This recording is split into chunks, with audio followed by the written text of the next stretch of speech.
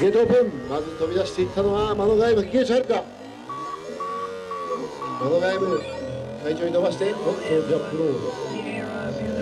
池内遥、北岡由紀が続いていく。竹内レイヤー前に出てきたか。先頭はマノガイム、池内遥、竹内レイヤー。